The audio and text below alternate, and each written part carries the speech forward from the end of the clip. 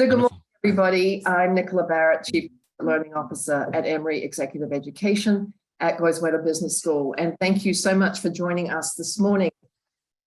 We've been working on the theme of relationships and how to lead in a very challenging and dynamic world. The lion's share of organizational performance really relies on people. And so either having them directly contribute to get work done, or more and more getting work done through others. In our last webinar session with Kimberly, we examined the critical nature of work-based relationships and how these influence outcomes and what's achieved. Today, we are going to focus on another aspect that is called executive presence, the elusive executive presence. And while it's a really common buzzword, it's a leadership trait that when exhibited with authenticity can really set you apart from others, help you establish a reputation of being capable, a respected, and an inspiring leader. People know when you have it, people know when you don't have it. The question is, how do you get it?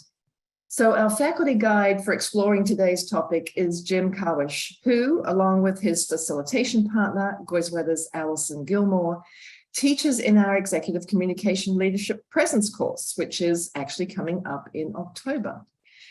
Jim is a highly regarded coach, facilitator, podcaster, and his expertise centers on leveraging personal narratives for clear and powerful communication and utilizing collaboration tools to execute on strategy. Jim works with individuals, with teams, to really clear the way for both business and relational success.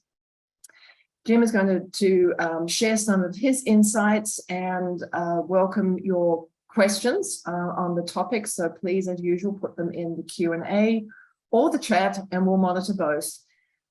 Before I do hand things over to Jim, we have been talking about our full credit extended learning courses, our executive coaching diploma, which actually Alison Gilmore and I did one year, and AI and machine learning for business. There's only a few days left to register for those, so please check out the website if you are interested. We would love to have you on the in any of those courses. So Jim, without further ado, over to you. Thank you so much. Good morning, everyone. I'm pleased to see a very large number of people are attending today. As she mentioned, there are a couple of different ways that you'll interact with me while I'm speaking. One of them is the Q&A, one of them is the chat, and then we'll be using a special tool that I'll introduce later on. You may have heard of it. It's called Mentimeter, and we'll be building a word cloud using that. I'll share the link to that in the chat when we're ready to start that, so you don't need to scramble for anything. And away we go. So today we're talking about building confidence with executive presence. And we have a couple of specific focuses. One is we want to explore how self-awareness can improve our executive presence. The awareness that we have of how we're behaving, the awareness that we have of our own temperament, of our own communication style, how we're being perceived by others. And so before we can even worry about any type of social awareness or awareness of our team or those that we lead, we have to start with an awareness of ourselves. The second is focusing on competence for confidence. And the last is envisioning our future self with the addition of more executive presence skill sets. So we'll continue on. To get us going on our self-awareness, we're going to start with this mood meter. Now, the mood meter is a tool that I use in many different circumstances. What we're doing is when you are attempting to check what your emotion is or what your mood is, it's very difficult for people to accurately pinpoint a mood or an emotion off the top of their heads. And this process not only helps you to be able to recognize what it is that you're feeling, but why you're feeling it, and then be able to put a good word to it to help communicate your mood to others. In the North-South axis of the mood meter is energy. So if we moved all the way down to the bottom of this rectangle of 4 colors, we would be going down to a very low energy. And the bottom edge where it's blue and green, that would be the least amount of energy that you have, right? Any less than that, and you would no longer be functioning as a person, right? All the way up at the top where the red and yellow are, that top edge is the highest energy that you can have without popping, right? To the east and west, we have pleasantness.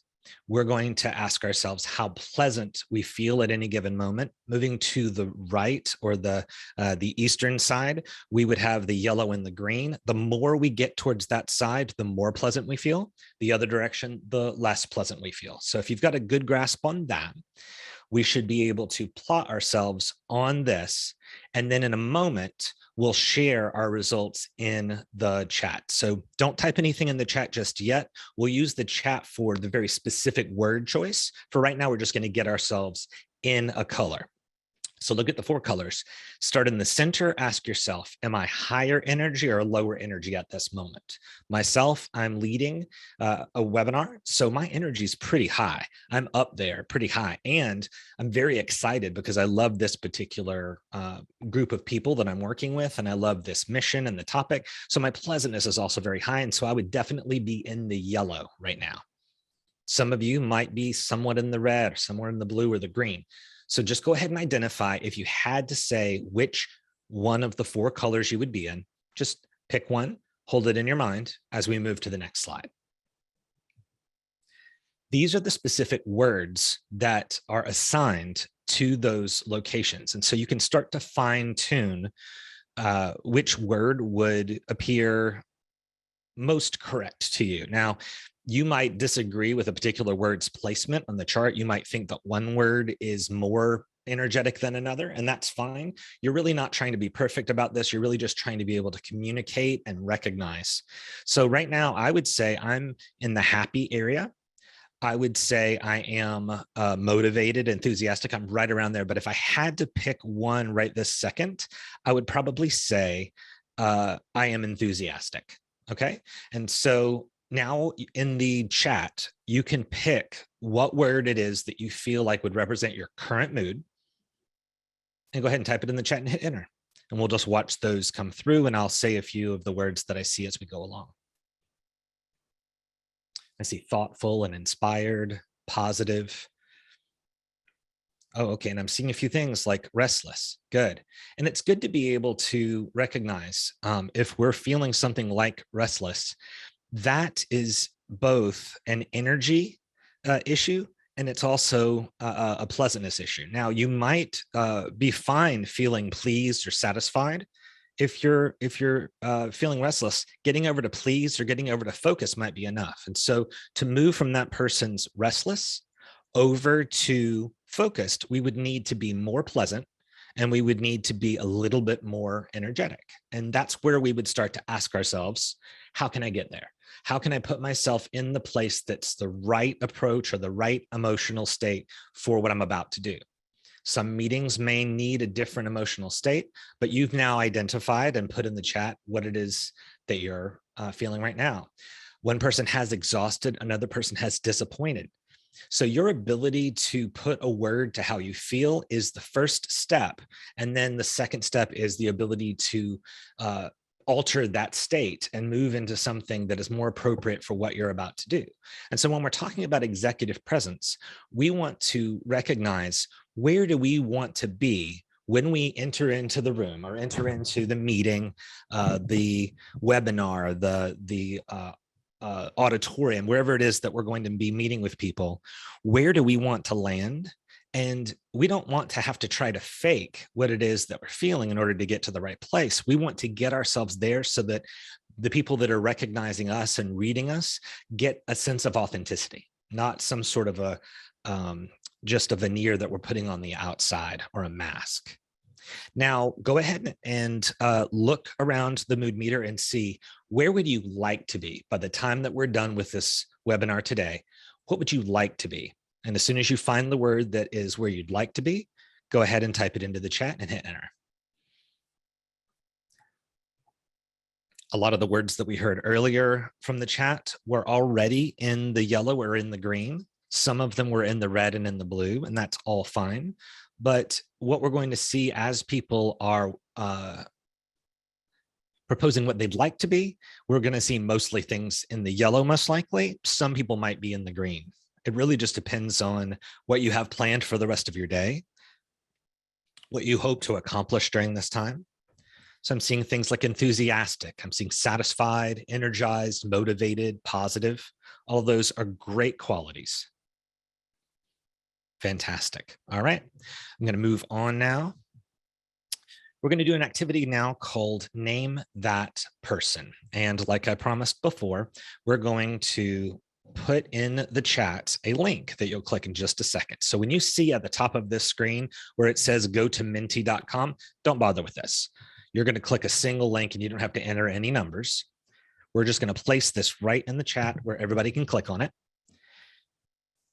Don't enter anything yet. Let me explain the exercise, but I wanted you to all not be fumbling for that link while we are describing what we're doing. So I want you to envision and close your eyes if it helps, or look off in the distance. Imagine or think of or visualize a person from your history in business that exemplified executive presence. You don't need to be able to define very specifically executive presence by detailed words, but you might be able to pick a person that you think would fit this category. If you're thinking of a person that you've worked with in the past that had great leadership skills and executive presence, what you're going to do is you're going to pick 3 singular words that will describe that person. We don't want phrases in this because it's going to build a word cloud for us. So we don't want to have, he was really something. We would want to have just a singular word like positive. I don't want to prime you with specific words, but you would just put the word positive, right? And you're not going to type it into the chat. You're going to put this into that link. When you go to menti.com with that link, you'll see 3 boxes, and in each of the boxes, you can put a word, and we already are seeing people's results. You can see where positive showed up. Go ahead and fire away those 3 words and click submit.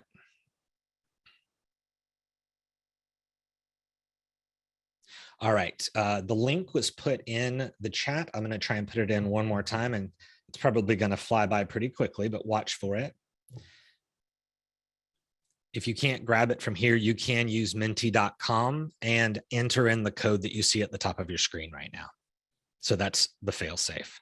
So Dan, if you don't see the link, you can use menti.com and use the code 8563 like you see at the top of this word cloud that's being built over here to the side. Great. Anybody who doesn't see the link, just type in menti.com, use that 8-digit code, and you'll be able to get this particular entry. Thank you, Justin. Excellent. Now the word cloud, as it's being built, you'll see words are getting bigger and smaller. If you've never used a word cloud before, the larger the word, it means the more times that has been typed into the box. So inspiring just means that people have used the word inspiring. Multiple people have entered in inspiring. Multiple people have done confident, positive, inclusive, calm. And the smaller words are words that are words that have been used fewer times, but are still a part of our results. So we're still seeing confident, inspiring, and calm as nice big words here. And we'll just continue on for a moment watching this word cloud build.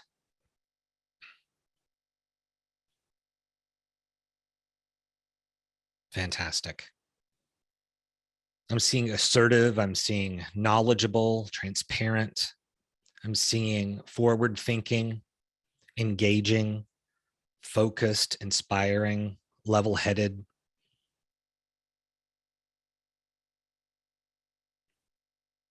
Very good. Now, I did not prime anybody with all of these words. I didn't teach you today in this webinar what are the call signs or what are the what would be the thematic representation of executive presence, everybody here knows it because you know people that exemplify it. And if you start to describe them and you combine that together with everybody else, you're going to start seeing this type of result. So I'm going to keep this up for just a second while I talk. Feel free to use the questions, and feel free to use the chat as well as we go along. And feel free, as I'm talking, to continue to add. If you haven't done this, you just found the link, feel free to add words. There's never a time that's going to be too late to add them. So inspiring, confident, and calm are our biggest words. Focused and knowledgeable, positive, articulate, visionary, intelligent, engaging. So all of these are very, very warm words. They show confidence in that particular person, and that person is the biggest word that we've got here. Well, almost the biggest word we've got here is confident. Calm has started to grow a little bit. So the person that you're thinking of with executive presence, them being calm, especially in a time when everyone else is not calm, that's a leadership quality you would want to have, the ability to remain more calm in the situation and let people know that you are confident in your ability to handle the situation. These other things are also true. Your ability to engage with people, your ability to be authentic, inclusive, right? We're not seeing anything on this mood meter that doesn't resonate with us as what executive presence would mean.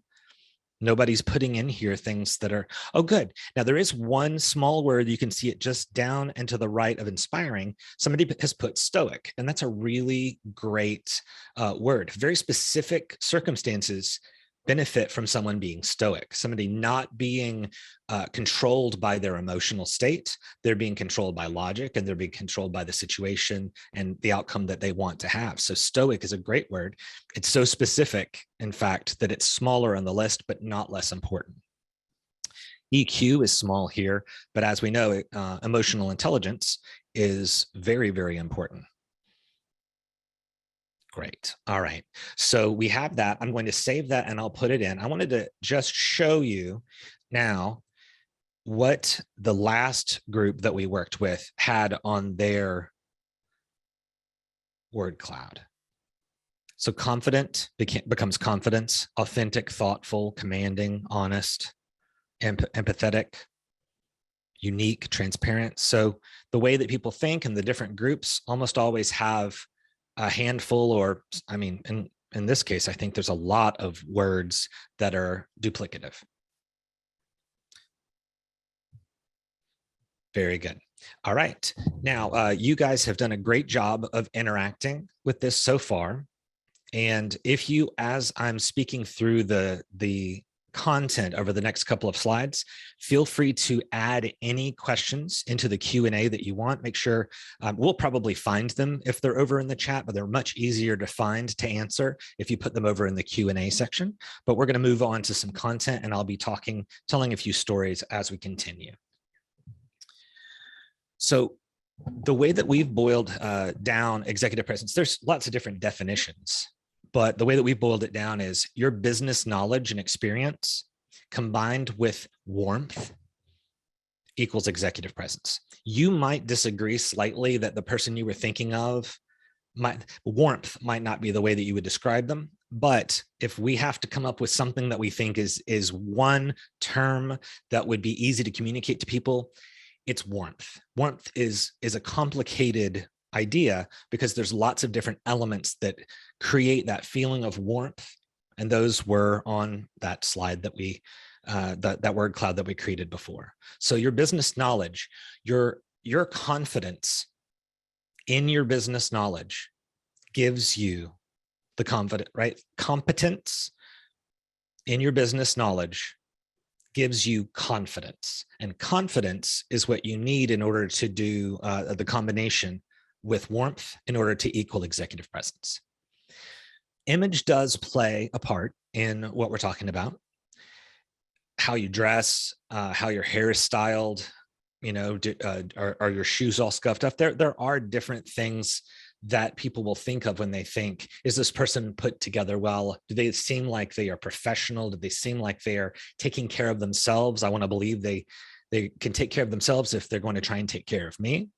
But executive presence goes beyond just those surface traits. You could probably even think of someone who you think has good executive presence that maybe a part of how they dress is a little bit different or wouldn't be the typical executive presence dress style. Style and manners are important. So we don't want to de-emphasize that today. We want to make sure that everybody knows you can't come in a t-shirt and shorts and expect everybody to listen to you no matter how much business knowledge and warmth you have. So there is style and there are manners. There are things that are going to keep people focused, keep people attentive, give you command of the room, being able to communicate to people. But those things are easy to acquire. So if that's where you feel today, you fall short, there are plenty of opportunities and methods that you can use to gain additional style and manners. Harder to acquire is how to engage with others, organize our thoughts, and express ourselves. Really, it's talking about how to be present. And there is a connection between the word present and presence. It's not an exact connection, but we can see how if we're more able to stay present with the people that we're leading, that we will have a greater presence and be able to deliver that warmth and that business knowledge. Moving on to developing executive presence. So presence is not an innate quality that you either have or you don't. So if you are someone that thinks of themselves as being a fixed state, or you are a static state, you're not able to change, you're going to have a very difficult time gaining executive presence because you think of yourself as being limited by something. But the truth of it is I have seen some of the most unusual backgrounds, unusual starting places for executives where they built their executive presence over time as a skill set. And some of their stories are things like, I started out as the son of a poor fisherman. I lived in a village and we hardly had enough money for clothes, who had worked their way all the way up to the C-suite in a particular business. So you can gain executive presence over time. It's a set of learned behaviors that enable you to command attention. So when we say command attention, we're not trying to talk about controlling others, because control is kind of a myth, right? If people wanted to, if they really felt the need or the emotional state, they can do things that are against the policy or against the expectations. What we're really looking for here is the ability to influence others. You want to be able to influence them to keep their attention on you. So when we say command attention, we mean that you are a force to be reckoned with. You can feel your presence in the room and it makes people want to give you their attention. That's a lot of different factors, but if you think back to the person that you put on the word cloud earlier and put their different words in the description, they probably had the ability to call attention to themselves and hold that attention based on the different describing factors that you put in. So the learned behaviors that we're talking about, executive presence, it is the missing link between merit and success. Being able to say, I am a good worker. I have been at the company for a very long time. I show up every day and I do my job well, to I am excelling at my job. I am moving up into leadership. I am someone that people would believe this person should be leading others. This person should be in control of a situation or in control of a group or a department because they have the ability to communicate, that they have this business knowledge. They are warm, they are open, accepting, right? So moving beyond hard skills, when we talk about hard skills, those are skills like learning a language. If you learn a language, there are words that you have to learn. If you're learning coding, there are specific terms that you have to learn, right? Business knowledge, even within a particular company, once you get to a certain point, there are specific words for specific meanings, and how you do something according to policy is very, very set in stone and hard. That is a hard skill, right? If you code something without the proper terminology or symbols, you would get a broken code. You would get a program that doesn't run. But soft skills are more malleable. They're harder to define. They're harder to describe. When you talk to people about what you're working on, sometimes you need additional words to try and get it across. What am I trying to work on? Well, I'm trying to work on my warmth. Oh, I have noticed that you do seem more engaged. You seem warmer. You do seem more present. right? And they can say, yeah, I'm noticing that in you. That's great that you're working on that. So soft skills can be that emotional intelligence. It can be that it can be the way that you speak and how clear your words are. All of these different factors that we're talking about and the ones that were on that mood meter earlier are all going to fit within these soft skills. So refining your soft skills in order to establish presence and influence. So presence and influence are, let's see here. Sorry about that. We got our first question. I got very excited. Took my eyes off the screen for a second. So refining your soft skills in order to establish presence and influence. And if we think about the fact that we don't want to try to control others, we want to try to influence others. People that feel like they're being controlled will be rigid, they'll resist, they will not want to go along with the thing. But being led by somebody is different than being controlled by somebody. And so the difference between that has a lot to do with the difference between executive presence and being a manager. All right. The question that I got here is, what role does understanding culture play in executive presence? So I would say a lot. Thank you, Gary, for that question.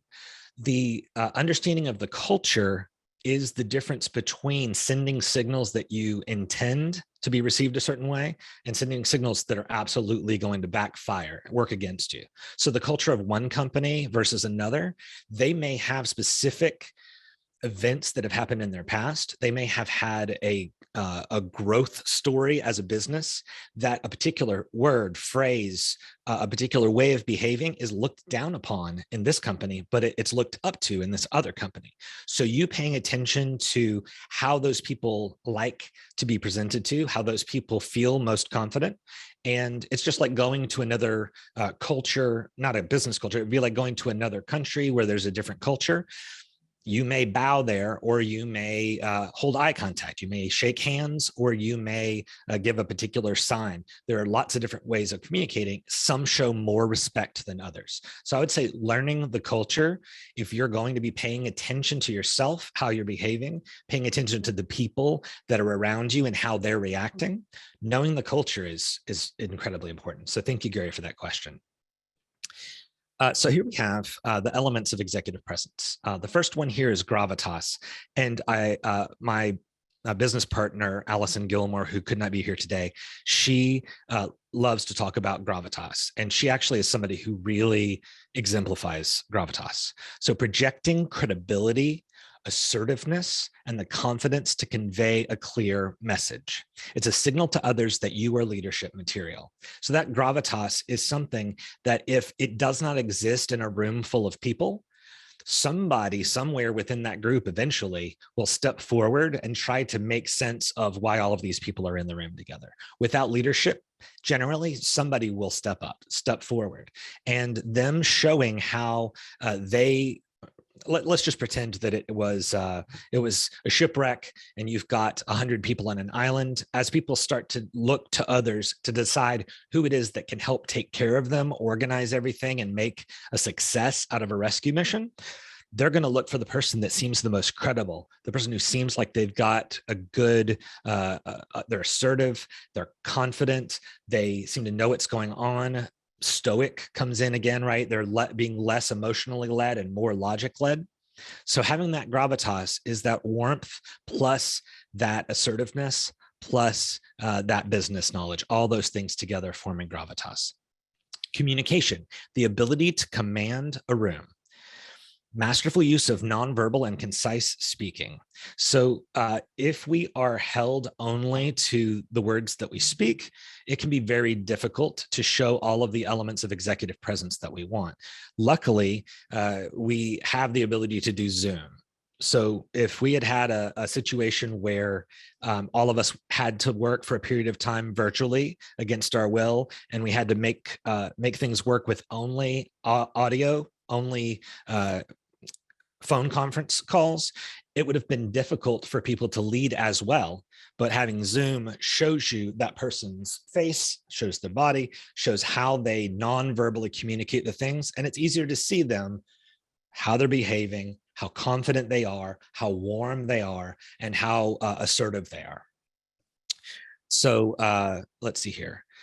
Concise speaking is also important. If you notice the people on that list earlier, if you think about how they communicate, they're probably not somebody who speaks in a million words and gets lost in their own thoughts and can't complete to the end of a sentence. Generally, they're going to be somebody who has an understanding of what they mean to say, and they say it. That's not always true. You can be somebody that's not extremely concise in speaking and still have great executive presence, but it's an element that can help. So what you say, when you say it, how you say it, and to whom you say it. All of those things deliver. Now she's got a note here that says deliver information in headlines. And I think I just forgot to take that out. So we'll ignore that.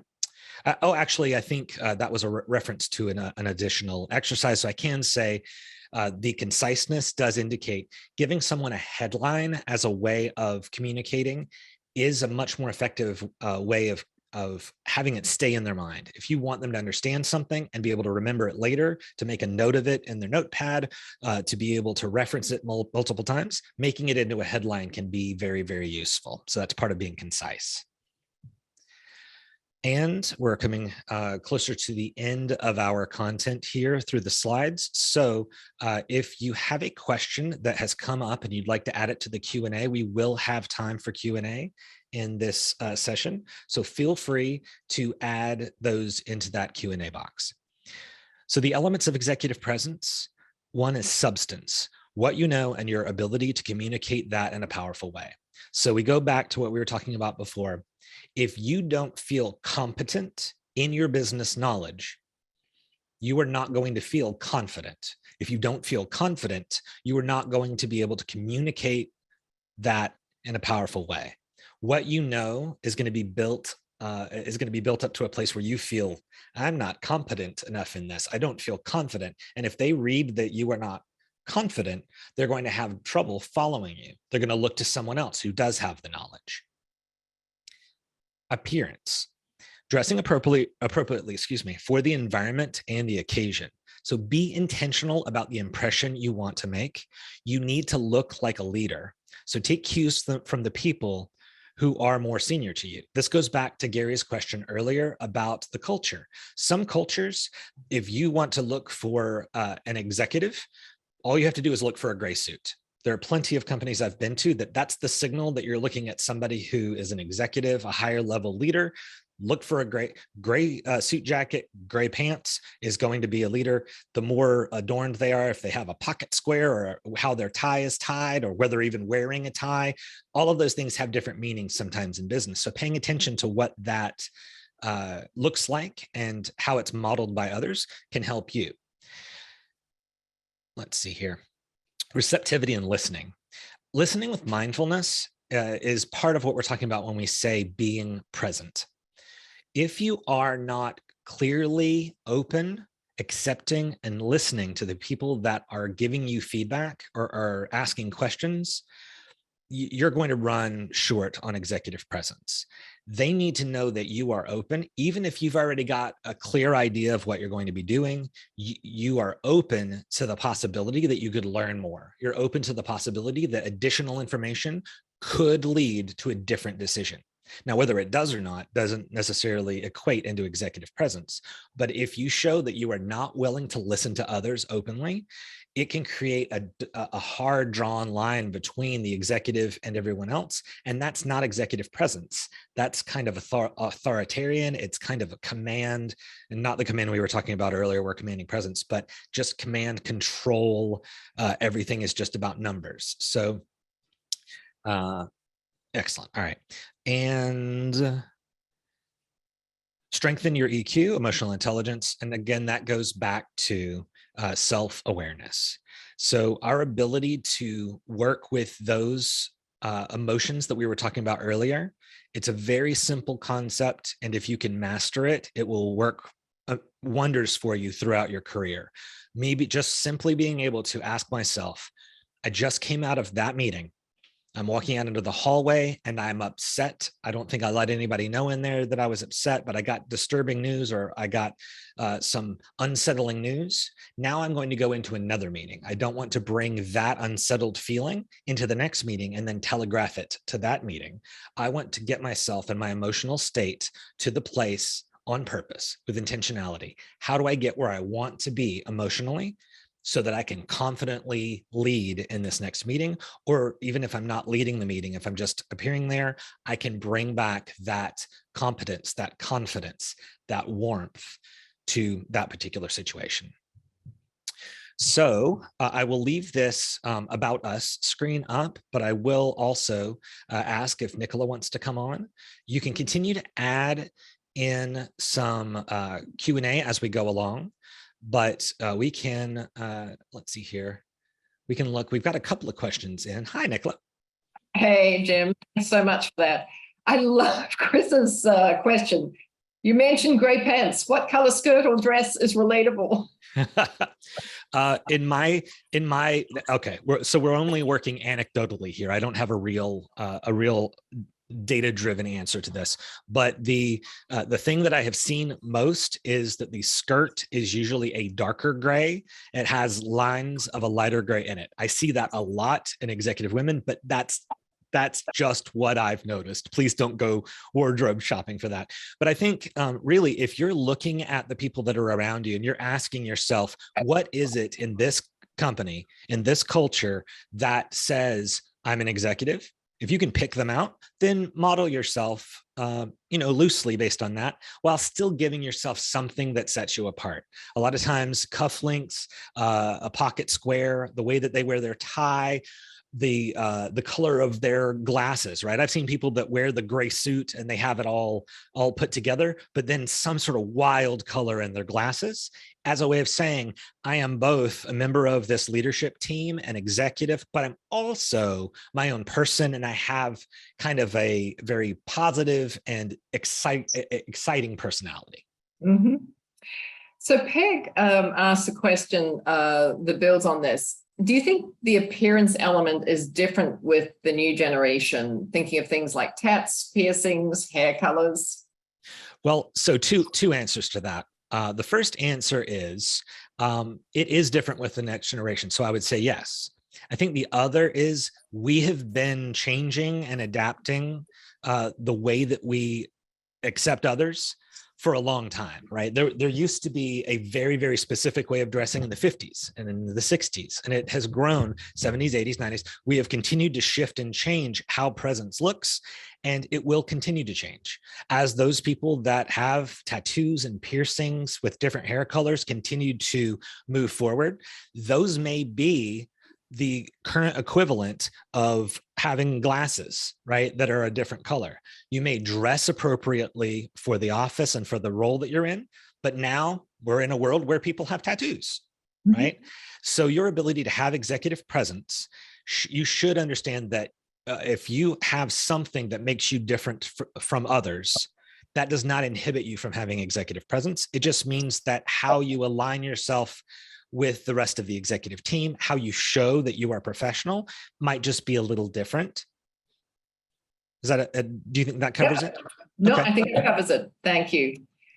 Chris asks, would you elaborate on the difference between great leadership and executive presence? And they say, I think there may be some important differences here. Yes. And one of mine is a story about one of the people that when I first met them, he was an executive. He was kind of the equivalent to a CEO, but it was of it was a line of business. So he wasn't a CEO, but he almost had that type of control over his line of business. And at the beginning of meeting him, I accepted his executive presence. He was warm. He seemed knowledgeable. He just, everything about him just said, wow, I just want to be around this person. I want to exemplify them. I want to dress like they just made you want to take your orders, I guess, for lack of a better word. Like I would feel comfortable. But after knowing this person and seeing them involved in meetings and in decision-making over a period of time, I started to see that there were a lot of gaps in their knowledge, in their decision-making, in their leadership. And so no matter how much they felt like somebody that you would want leading them, the actual decisions that they made either felt like something that was tone deaf to the needs of the company and the culture, or it felt as though it was something that only focused on money and not on people. And you can often tell somebody who will get to a certain point in leadership and then just stop, and they don't ever seem to get any higher. And they've probably hit a place where people are confident in that person's ability to do the job to this point, but they don't have confidence in the person being able to lead on a much higher level. Right. So I think that leadership I think leadership and executive presence work well together, but I've been led by people that don't really have as great of executive presence. Maybe if you look at them and you talk to them, that your very first impression might not be, oh, this is clearly an executive. But when you start to see the leadership, you say, oh my goodness, one of the best leaders I've ever seen. So is executive presence the only way that we can get there? Absolutely not. But without it, it's hard to make the movement, because people are going to expect you to not be the full package. Right. So we're working with how they receive us, how they view us, whether or not they're going to listen to us, whether or not we can command a room. So that's Beatrice. Let's see here. Oh, I'm sorry. That's a different person. Whoever it was that asked that question, I hope that answers the question. So Beatrice does ask an interesting question, and that is, how can one measure the degree of their own executive presence? Can you do that? So two things. As you are growing in your ability to have self-awareness, you should have a partner, and I always jokingly say a partner in crime, but someone that you feel you are not in conflict with as far as advancing in business, somebody that can tell you how you are coming across to other people within the company. And so if you let them know, it's kind of like having a mentor, but they don't need to be somebody that can mentor you. More, they can mirror back to you and say, what I'm seeing of you in your attempt to be more warm, I feel like it's working. I feel like people are accepting you better. And then you can say, what else could I work on? And they can say, well, in gaining warmth, I think what you've lost a little bit is blank. And you can continue to resonate with that person. Depending on your relationship with your team, you can also use them as a resource for finding out how you can use polls sometimes, anonymous polls, but a lot of times it's just, do I have someone on the outside of myself that can view me, tell me how well I'm doing at this executive presence thing, and then give me feedback that I can follow. Right.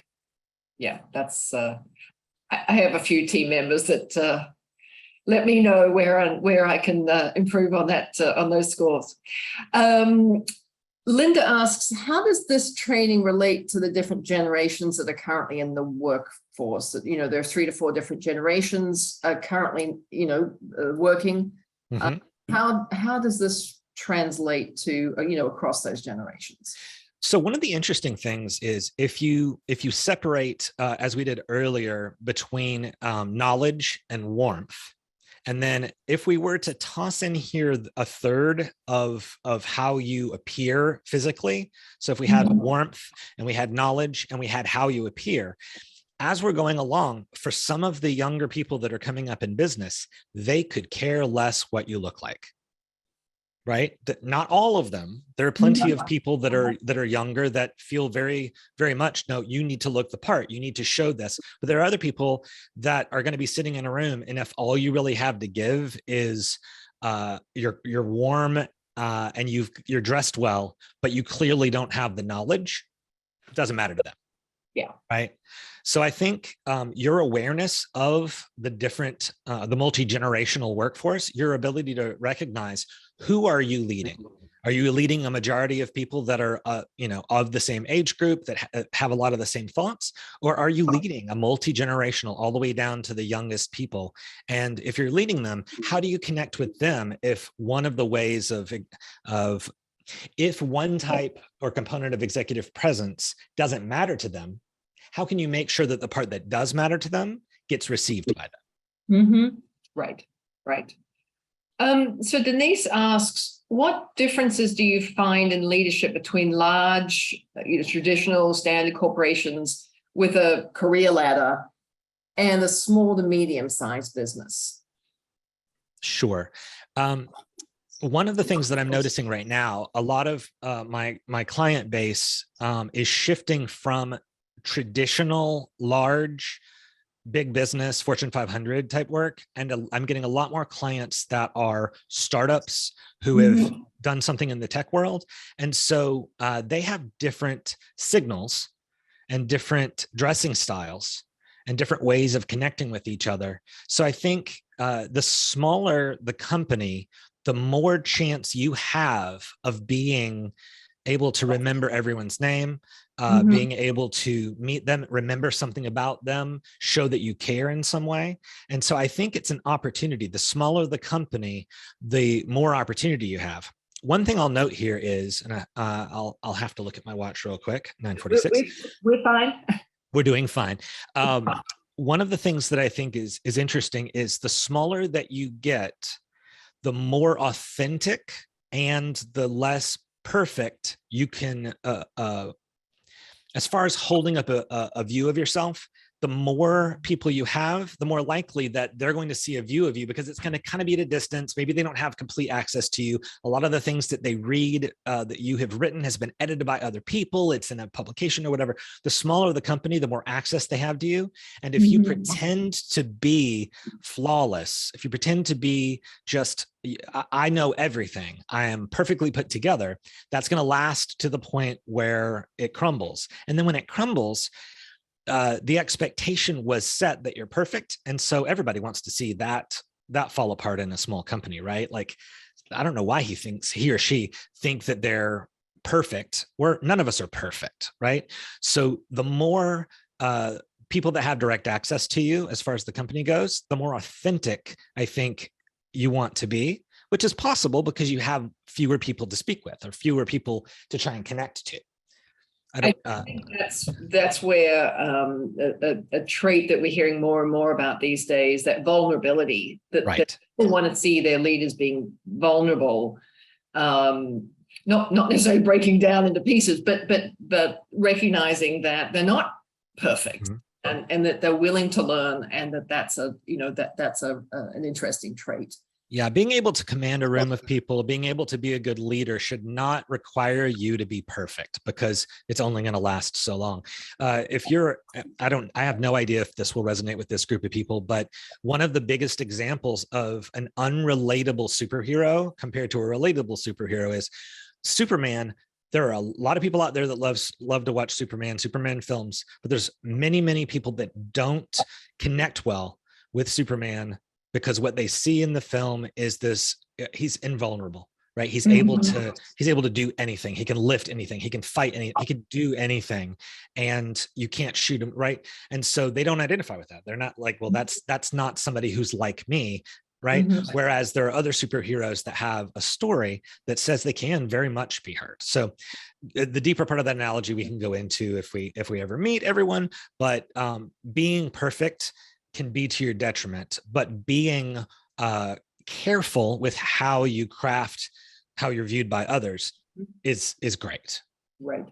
And Lily asks, which well-known persons, people in your view, have the best executive presence? Do you have some that you sort of admire and can share with us?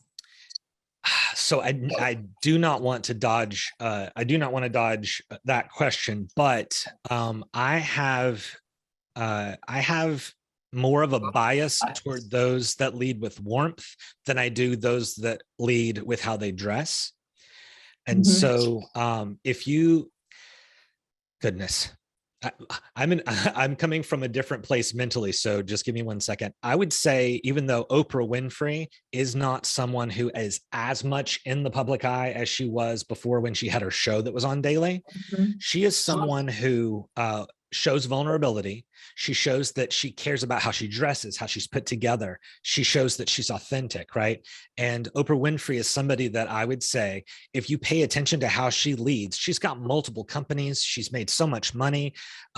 So as she made her way up through in her career to the place that she's at right now, a lot of that had to do with her executive presence, her ability to prove to others, to be able to get a chance, to be able to, in some cases where maybe people didn't necessarily want to see her succeed, she managed to succeed in spite of that, because of how she could show people that she was the real deal, that she was going to be able to succeed at this.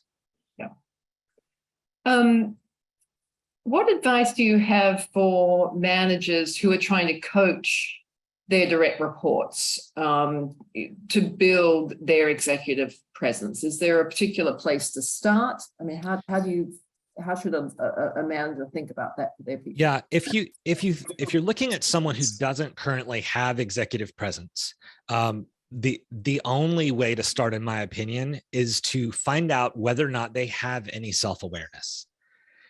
If they are suffering from a lack of that, that's the only way they're going to be able to move forward, because you can tell them line by line, watch this YouTube video, listen to this TED talk, buy this particular outfit from this particular company and wear it.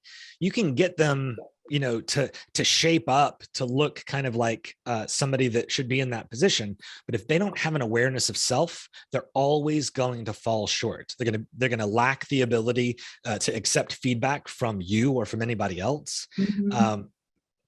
So I would always start with just a quick evaluation of, does the person that I'm attempting to shape and help to move up the ladder, do they have self-awareness? And if not, how can I get them involved in either coaching or some sort of a course or class that would help them learn that? Yeah, that's a great perspective and answer. What about executive presence under stress? We've had a fairly challenging last couple of years. It's still ongoing for many organizations and many industries, many leaders. How do you help, or what are some tips for helping people maintain their executive presence when they are under a tremendous amount of stress? Excellent. That is something that we've seen great examples of, because people have been documented in how they respond to the health crisis that we've gone through. So there's some very real examples out there. And I would say, if you were somebody at the beginning of that time who tried to show that you were perfect and well put together all the time, and then suddenly you gained all that stress, you're not going to be able to maintain that all the way through. And if you do manage to maintain it all the way through, you're going to come off as very cold and distant, disconnected from the problem, and somebody who is living in a beautiful world somewhere that doesn't have all these problems, right? So if everyone is dealing with the same pressure, everyone's going to move with the same pressure, but you don't want to crumble under that pressure, right? So executive presence should still communicate that in this situation, I'm still the person you should look to for the next move. I'm still the person that is going to have your best interests at heart. I'm still going to think very carefully through. I'm going to try and make decisions not based just on emotion, but also based on what's the logical thing to do for us in the future. And if the initial reaction is to fold under the emotional pressure and not be able to communicate that you can make a good decision despite that, it's going to be difficult for people to follow you. It's going to be difficult for you to lead.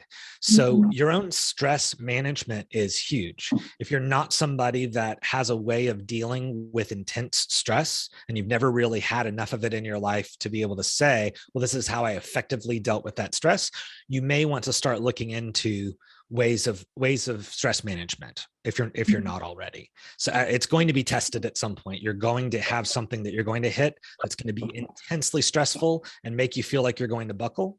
And that's when you want to be able to add in that extra workout, or that peaceful walk through, on a path, or listen to some music for a little while, or cancel that one meeting because what you're going to carry into that meeting is not going to be good for the people that are working with you, right? Great advice. So, Jim, we have time for one more question. Is there a difference between executive presence of leaders who are extroverts and those who are introverts?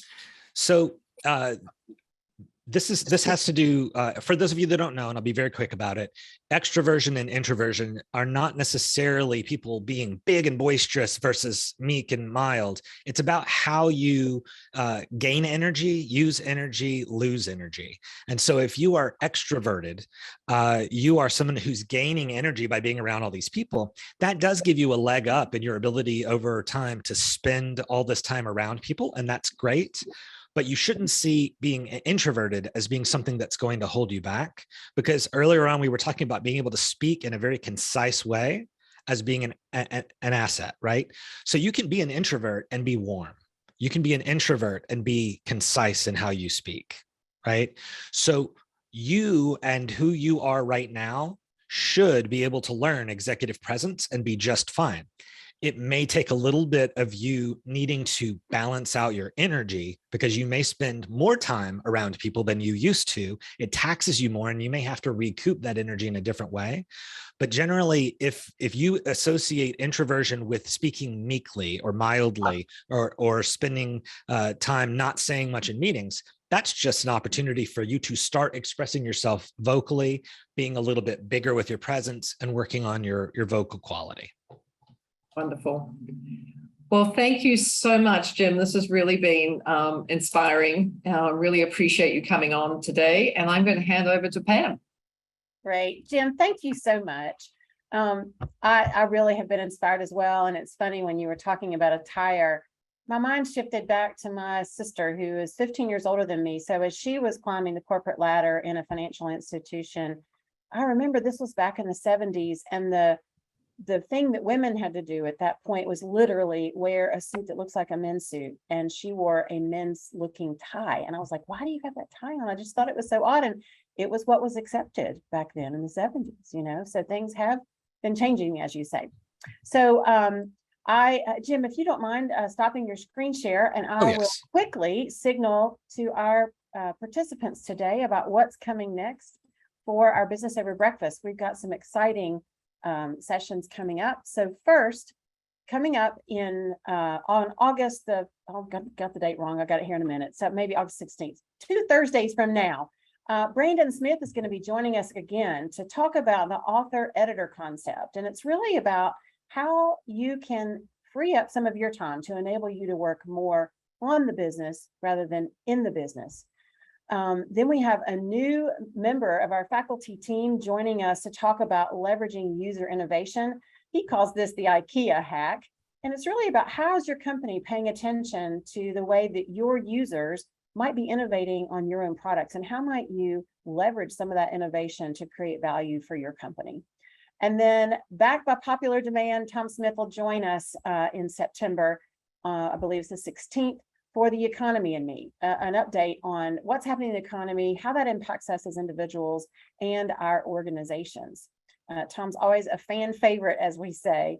And then Nicola mentioned at the top of the hour about our short courses. We invite you to check us out on the web for our short courses that are coming up soon. And I wanted to give you a little preview. As Nicola mentioned, Jim and Allison facilitate in our upcoming course on executive communication and leadership presence. So if you want to dive a little deeper into the topic we've been exploring today, we invite you to check out that course. There are a couple others that are really interesting coming up. So please check us out on the website, or reach out to Tammy, my colleague, for some direct questions.